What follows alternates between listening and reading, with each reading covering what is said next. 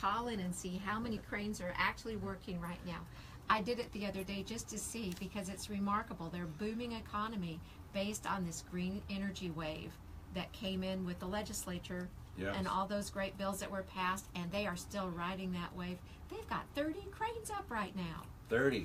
30. And that's incredible. Their tech center is growing. Their downtown is growing. They've yes, got the sir. great 16th Street Mall where there's no cars, only buses, which are for free. I lived there for 20 years. I kind of miss Denver. I'm learning to love Las Vegas, though. Well, if we get that vision, I mean, and I think we've captured it this legislative session, we'll be able to capture that for here, and our wonderful cranes that used to be dotting our landscape will be back, bigger than ever. Yes, and this state has lots of room for growth. So, Louise, tell us about... energy will lead the way. Energy is going to lead the way. And we've got, I mean, this is energy mecca here. This is where the sun shines all the time. We don't even count the days here. It always shines. So let's start out. Tell us about AB 5. What's going on with AB 5? Well, that's the bill that we've talked about on this program so many times, and that's the one that offers a financing vehicle for commercial properties. So all the businesses out there who've had solar aspirations and dreams of making their businesses more energy efficient, they'll now have a way between a combination of AB 5, which is the property assessed clean energy, and also another bill, the SB 405, which establishes a green bank, which also passed. So now businesses will have access to funding so that they can do things to create better energy efficiency. Maybe they need a new air conditioning unit this summer, now that we're hitting these 100+ degree days, and people's air conditioning units may be going out, or maybe they're like me and they're putting on solar on their building. There's now a way you can fund that over time using this, using your property assessment. It's a miracle of financing opportunities that's really going to help everyone who has a business and wants to improve their energy efficiency or use renewable energy. That's great news, and it improves the operating costs of your facilities. So by reducing your energy usage, you also reduce the cost of operating your facility.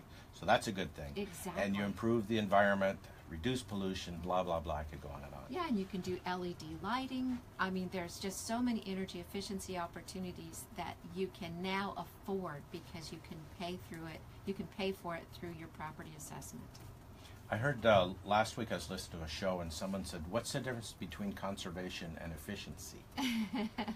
Which is a great topic. So again, my three-legged stool. Conservation is when you leave the room, you turn the light off.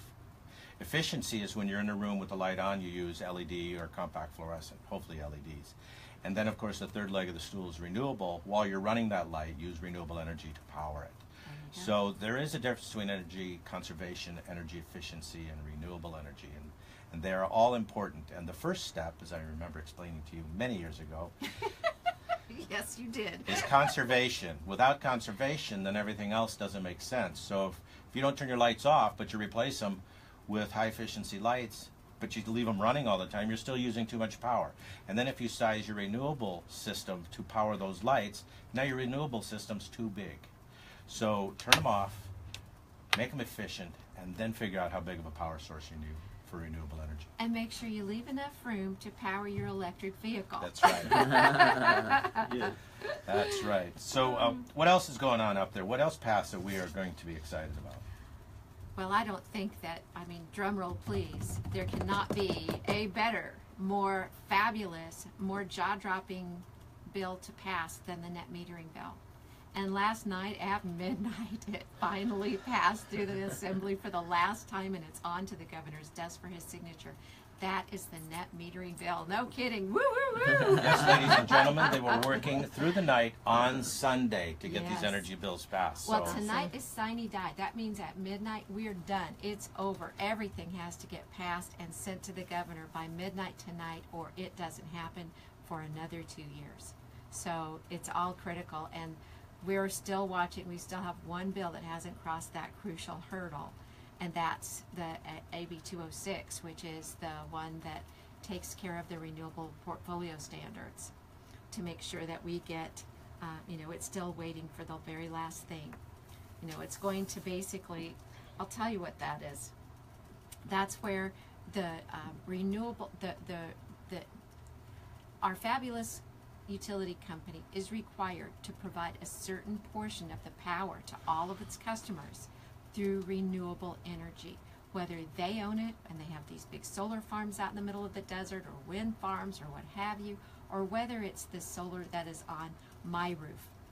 All of that renewable energy is going into their grid, and they had to reach a certain level that is required by, and we've already hit that one. So I'll tell you what we're supposed to do on what this bill is going to do when we come back. Okay, thanks, Louise. And exciting times in the legislature. And so we're going to take a break and listen to some great music on the way out here. And this is Shades of Green. I'm your host, Paul Ira. We'll be right back.